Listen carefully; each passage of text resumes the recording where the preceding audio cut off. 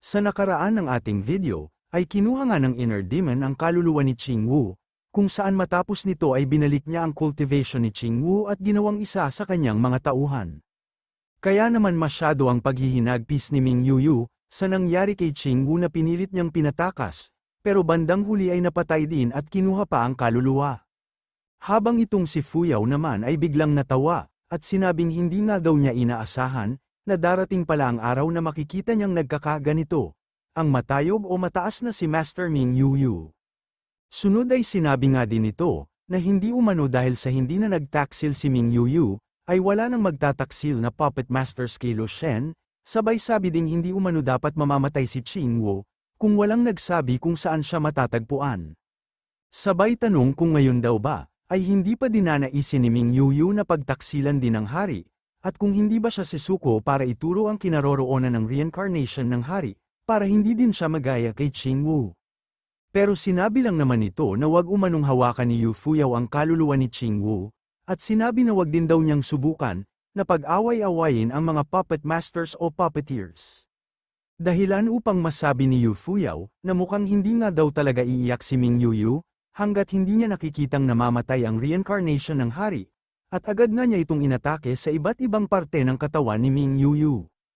At matapos ng pag-atake ni Yu Fuyao, ay sunod namang umatake ang spiritual beast ni Yu Fuyao, at bago nga mawala ng malay si Ming Yuyu, ay narinig niyang ipinag-utos ni Yu Fuyao na dalhin siya sa kailaliman ng Chaos Abyss, at sinabing ang taong ito nga daw o si Ming Yuyu, ay sinira ang kanyang plano. At nais nga daw niyang pahirapan ng Black Mist ng mahabang panahon si Ming Yuyu, upang hindi niya makalimutan ang galit sa kanyang puso, o galit ni Yu Fuyao sa pagsira ni Ming Yuyu sa kanyang plano. At makalipas pa nga ang ilang araw, ay masyado ang gulat nito matapos siyang magkamalay, kung saan ay agad nga din siyang bumangon at napapatanong kung chaotic black mist daw ba ang nasa paligid, at mukhang tama nga daw ang narinig niya bago siya tuluyang mawalan ng malay, dahil talagang kinulong siya ni Yu Fuyao dito sa abyss.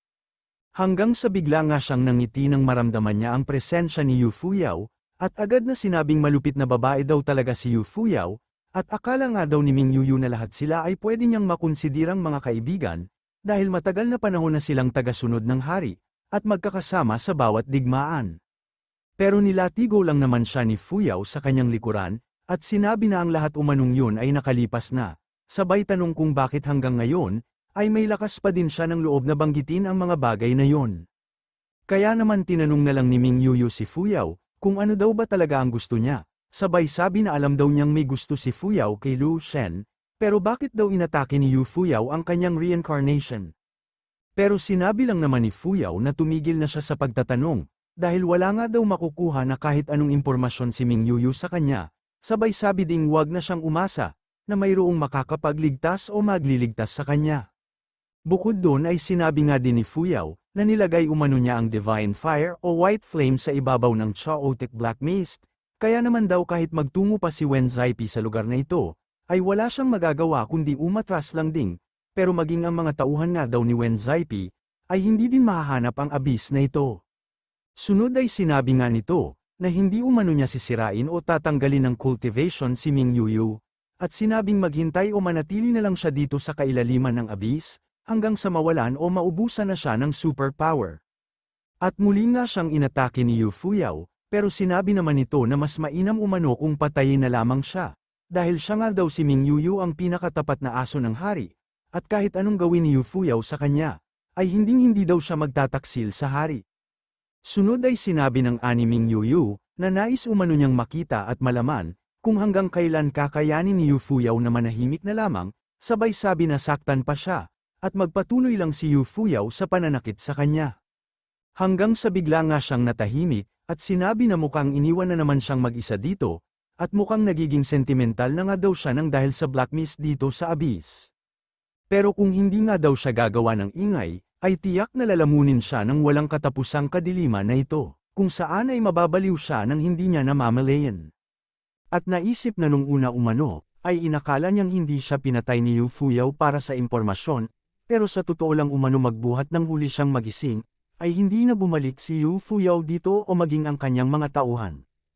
At mukhang nagtungo nga lang daw si Yu Fuyao dito sa abyss noon, upang siguraduhing buhay pa din siya, At tulad nga din daw ng sinabi ni Yu Fuyao, ay hinayaan niyang manatili sa kadiliman si Ming Yuyu, kung saan ay puro sakit at kawalan ng pag-asa ang kanyang nararamdaman.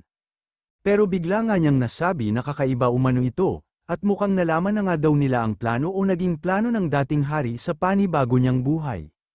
At kung ganun nga daw talaga ang sitwasyon, o kung alam na nga daw nila ang mga plano ng dating hari, ay malamang na hindi siya hinayaan na mabuhay para maghirap lamang sa lugar na ito, sabay tanong sa kanyang sarili, kung may mga bagay daw kaya siyang nakaligtaan. Agad na din itong nag-isip, at sinabing hindi umano nagtagumpay si Yu Fuyao na tuluyang makuha ang Divine Fire sa hari, pero ang naging aksyon nga daw ni Fuyao na yon, ay tiyak na makakaapekto sa foundation ng kanilang bagong hari. At kung talagang may traidor nga daw sa mga puppet masters, ay siguradong panganib ang kakaharapin nila Yunyi sa Ancestral Land, dahil kinailangan nilang ibaba sa Stage 2 o B-rank ang kanilang cultivation, upang makadaan sa portal na ginawa ng hari.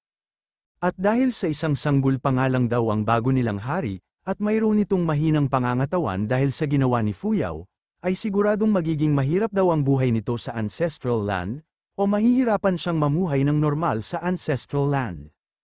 At dahil nga lang daw sa isang pagkakamali, o isang traidor sa mga puppeteers, ay maaaring tahakin ng bagong hari, ang landas na kanyang tinahak sa nakaraan niyang buhay. Agad na ding nakaramdam ng paghihinagpis at galit si Ming Yuyu, at sinabi na ang lahat umano nito, o ang lahat ng mga nangyari ay planado ng kanilang kalaban, at ginawa nga daw nila ang lahat ng mga ito, para lamang muli ay tahakin ng bagong hari ang landas na tinahak niya sa nakaraan niyang buhay, at muli nga daw ay pagmumultuhan na naman siya ng kanyang inner demon. Pero kahit nga daw nalaman o na-realize na niya ang lahat ng naging plano ni Fuyao, o ng kanilang mga kalaban, ay wala naman siyang magawa upang matulungan o mailigtas ang bagong hari. At matapos nga daw mapagtanto ni Ming Yuyu ang lahat, ay matagal na panahon din siyang na-depressed sa ilalim ng abyss, kung saan ay halos mawala na siya ng kumpiyansa at pag-asa, pero ang tanging magagawa nga lang niya ay maghintay.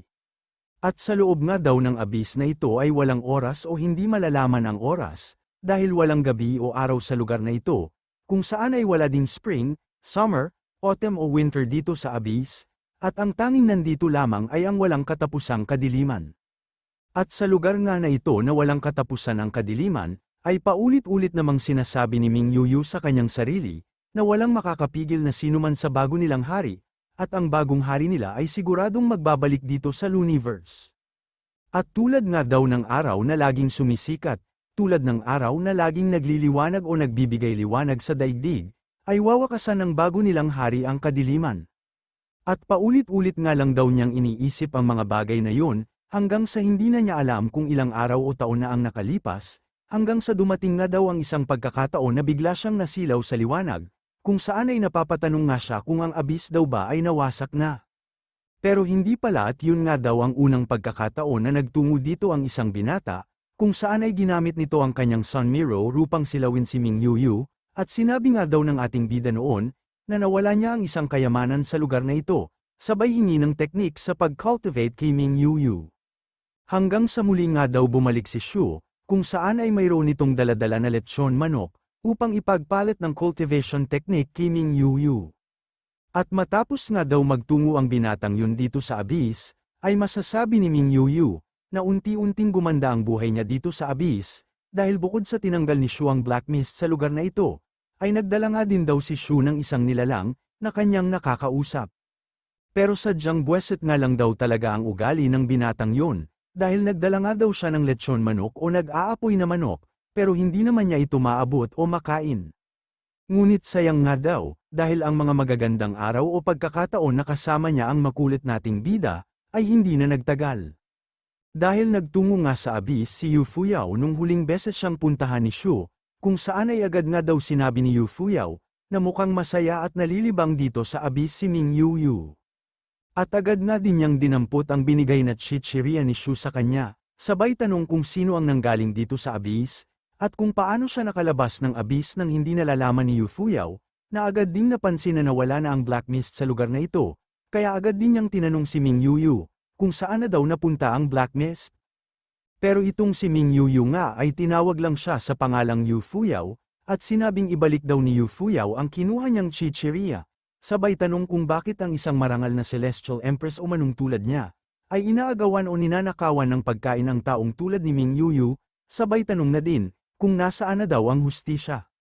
Pero agad namang nagdilim ang muka ni Yu Fuyao, at sinabi na tulad umano ng dati, ay hindi na naman magsasabi o magbibigay ng kahit na anong impormasyon si Ming Yuyu.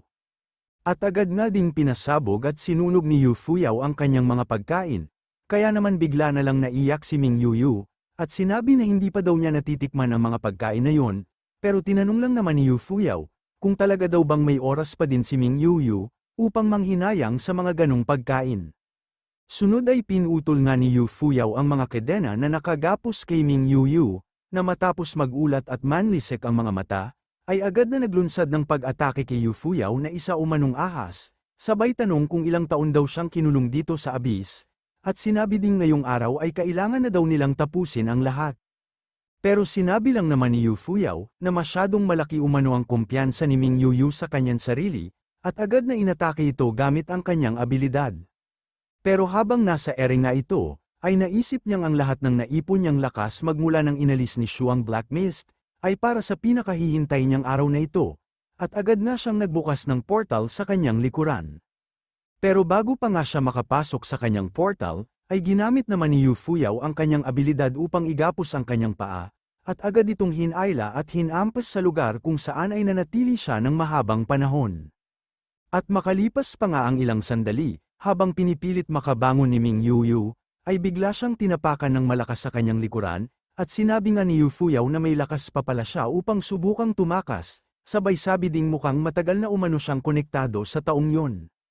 Sunod ay sinabi nga ni Yu Fuyao, na hindi na daw siya maaari pang manatili dito sa Chaotic Abyss, sabay tawag sa kanyang mga tauhan, at sinabing sirain nila ang cultivation ni Ming Yuyu, at dalhin siya sa isang madilim na kulungan. Sunod ay sinabi nga din ni Yu Fuyao, na kailangan nilang sabihin sa mga tagapagbantay sa kulungan, na dapat nilang alagaan na mabuti si Ming Yuyu, at kahit na anong lason o torture nga daw ay pwede nilang gawin kay Ming Yuyu, basta siguraduhin nilang maghihirap siya sa kanyang buhay at hindi agad-agad na mamamatay. Hanggang sa mapansin nga niya ang mga dugong nagkalat sa lugar, kaya naman agad din niyang inutusan ang kanyang mga tauhan upang linisin ang buong lugar, para umano hindi mapansin ng kahit sino man na magtungo dito, na mayroong nangyaring labanan. Masusunod wika naman ng mga tagasunod, sabay tanong sa kanilang sarili kung sino daw kaya ang makakapunta sa abyss na ito, dahil kung hindi nga lang daw nagbigay daan si Yu Fuyao sa kanila, o hindi niya kontrolado ang Divine Fire, ay wala naman ibang makakapasok sa abyss na ito, dahil hindi nila malalagpasan ang Divine Fire. Agad nga din nilang binuhat si Ming Yuyu, at bago pa siya mawala ng malay ay narinig niyang binigkas ni Yu Fuyao, ang salitang Lushu, at sinabi na sa wakas umano ay magkikita na silang muli. Samantala, dinala nga nila si Ming Yuyu sa isang madilim na lugar, kung saan ay muli itong nakagapos sa mga kedena, at sugatan ang buo niyang katawan.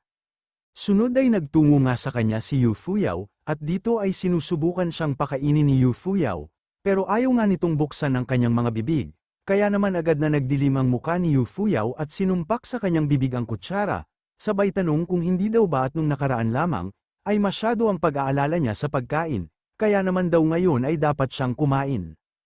Pero agad nga ding sinuka ni Ming Yuyu ang sinubong pagkain sa kanya ni Yu Fuyao, na agad ding binitawan ang daladala niyang pagkain, sabay sabi na natikman na nga daw pala ni Ming Yuyu ang mga pagkain sa Ancestral Land, kaya naman hindi na nito makain ang nakakasukang pagkain dito sa Luniverse.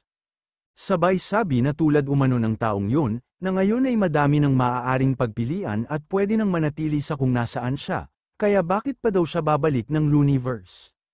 At dito nga ay naisip ni Ming Yuyu, na pansamantala umanong naglaho o nawala si Yu Fuyao, pero matapos siyang bumalik at nagtungo kay Ming Yuyu, ay tila mas naging baliw pa nga daw si Fuyao. Sunod ay sinabi nga ni Yu Fuyao, na kung hindi lang umano dahil kay Ming Yuyu, ay dapat nagkaroon siya ng pagkakataon, upang maunang magtungo sa tabi ng ating bida. Pero sinabi naman ni Ming Yuyu, na kung hindi umano dahil sa kanya, ay malamang sa matagal nang napatay ni Yu Fuyao ang kanyang hari, kaya naman daw wala siyang pinagsisisihan sa kanyang mga ginawa.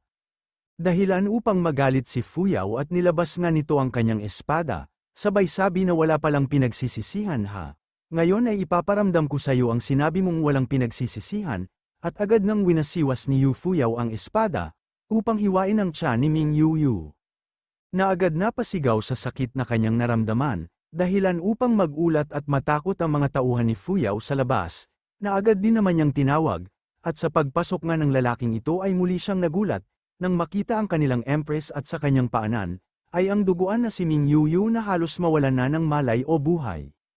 At habang masyado nga ang takot nito sa kanyang nakikita, ay biglang sinabi ni Fuyao na maaari pa silang maging mas malupit sa hinaharap, kung saan ay nais nga daw niyang manatili si Ming Yuyu, sa ganitong kalagayan. Agad na ding sinabi ni Fuyao, na ibibigay umano niya ang espada na kanyang hawak sa lalaki bilang gantimpala, kaya naman hindi siya maaaring dismayahin ng lalaki, at panatilihin sa kalunos-lunos na kalagayan si Ming Yuyu. At matapos nang tanggapin ng lalaki ang espada, ay agad na din namang naglakad palayo o paalis sa madilim na kulungan itong si Yu Fuyao. At matapos nga daw ng araw na yun, ay lalong naging malupit ang mga tao sa Celestial Palace kay Ming Yuyu, kung saan sa bawat araw umanong nagigising siya, ay nakakaramdam siya ng sobrang sakit mula sa pagpapahirap ng mga tauhan ni Fuyao, na siya ding nagiging dahilan upang mawalan siya ng malay. Pero bakit daw kaya tila iba ang sitwasyon niya ngayong araw, sabay tanong na din kung bakit walang nararamdamang sakit ang kanyang katawan, at kung patay na daw kaya siya. Agad na din niyang naisip, na malamang umano sa ang mga namatay na ay hindi na talaga nakakaramdam ng sakit, pero mainam na din umano ito, dahil ayaw na niyang maranasan pang muli, ang pagpapahirap sa kanya ni Yu Fuyao at mga tauhan ni Fuyao. Pero agad na din siyang nagulat at napalingon, nang biglang may nagsabi na gising na pala siya, agad na ding nagngiting demonyo si Heitan, at binati si Ming Yuyu sa kanyang pagdating umano, sabay sabi ding napag-alaman niya kay Tandang Zhang, na Master Ming ang tawag niya kay Ming Yuyu. Masyado mo naman akong binobola, wika naman ni Ming Yuyu, na napapatanong sa kanyang sarili kung nasaan daw ba siya, at kung binabati daw ba ng maitim na lalaki sa kanyang harapan ang pagdating niya sa underworld, sabay sabi na malamang sa nagtatrabaho dito sa underworld ang lalaking ito. Agad na ding tinanong ni Ming Yuyu kung ano umano ang pangalan niya, at itong si Heitan nga ay nagpakilala bilang si King Qingguang umano, sabay sabi na kinagagalak niyang makilala si Ming Yuyu. Na agad na shock, at naisip na tapos na at katapusan na daw pala ng lahat, at agad na din siyang bumangon sa higaan, habang iniisip na andito na daw pala talaga siya sa underworld, sabay sabi na masyado umanong mabait itong si King Qingguang, dahil sinabihan pa siya ng kinagagalak siyang makilala. Agad na din niyang naalala na binanggit ni King Qingguang umano si Zhang, at si Zhang nga daw at kanyang mga kasamahan, ay dinala nila yun sa isang lugar, upang makatulong sa kanilang bagong hari sa kanyang pagbabalik. Pero dahil sa may nagtaksil na nga daw na puppeteers, ay malamang sa nalaman ng kanilang mga kalaban ang lokasyon nila Zhang, at dahil sa sira ang foundation o wala silang mga cultivation, ay siguradong napatay na nga daw sila ng kanilang mga kalaban, kaya nandito na din sila sa underworld. At dahil nga daw sa kilala ni King Qingguang si Zhang at iba pa, ay sigurado na nga daw na andito na siya sa impyerno o underworld, pero biglang ang naglaho si Heitan sa kanyang harapan, kaya naman napapatanong si Ming Yuyu kung nasaan na daw si King Qingguang. Na mabilis na palang tumakbo palabas, habang tinatawag ang kanyang hari at sinasabing may magandang balita umano, dahil ang lalaking niligtas nga daw ng kanyang hari, ay nagising na. Samantala makalipas pa nga ang ilang sandali, matapos puntahan ni Shu si Ming Yuyu, ay agad itong natulala at pansamantalang hindi nakapagsalita, pero matapos nang lagyan ni Heitan ng korona sa ulo ang ating bida, ay agad na tinanong ni Ming Yuyu kung ano o sinong hari daw siya. At umiral nga ang kalokohan nila Shu, na tinanong kung sino daw ba siya sa tingin ni Ming Yuyu, sabay sabi na siya si Tiger Bodhisattva, na naninilbihan sa South State Celestial Emperor, bilang part-timer na si King Yama umano, at si King Yama nga pala ay kilala bilang God of Underworld, at siya ding Diyos ng mga patay. Pero sumingit nga din sa eksena si Xiao Yu, kung saan ay binalibag nga niya sa ulo ang ating bida, at sinabing gamitin niya ang lingwahe ng mga tao sa pagsasalita o pakikipag-usap niya. Pero natulala at napaisip nga lang itong si Ming Yuyu, dahil nung huli daw silang magkita ay sinabi ni Shu na naninilbihan siya sa East State Emperor, at bago nga daw yun ay sinabi din ni Shu na naninilbihan siya sa West State Emperor, sabay tanong kung bakit ibang state na naman daw, ang sinasabi ng ating bida na pinagsisilbihan niya, sabay bigay ng negative points kay Shu. Agad na ding napatanong si Ming Yuyu, kung binisita daw ba siya ni King Yama sa Abyss dati, dahil malapit na talaga siyang mamatay, pero nanatili namang tahimik ang ating bida, habang ang ibang sundalo ay napapatanong kung anong Abyss daw ang sinasabi ni Ming Yuyu, sabay tanong na din, kung anong klase daw ng kagalang-galang na tagapagsilbi ng God King, ang nasa Abyss.